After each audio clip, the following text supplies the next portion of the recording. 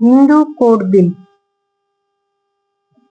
Doctor Babasaheb Ambedkar यांना महिलांचे कैवारी म्हणतात, कारण महिलांच्या अनेक प्रश्नाला त्यांनी वाचा फोडली. हिंदू कोड बिल तयार करण्यासाठी बाबांना 4 वर्ष 1 महिना 26 दिवस लागले आणि दिनांक 24 फेब्रुवारी 1949 रोजी ते संसदेत मांडले. पोटगी, पुनर्विवाह, घटस्फोट, दत्तक विधान, पालकत्व, डिलिव्हरी रजा, समान काम समान वेतन याविषयीचे कायदे महिलांच्या बाजूने होते.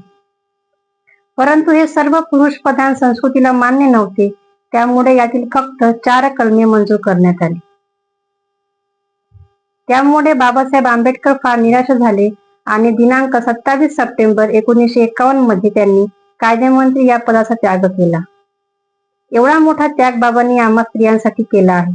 जेव्हा स्त्रियांना पायपुसणीचेही महत्व नव्हते, अशा परिस्थितीत माणूस म्हणून जगण्याचा संघर्ष बाबासाहेबांनी आमच्यासाठी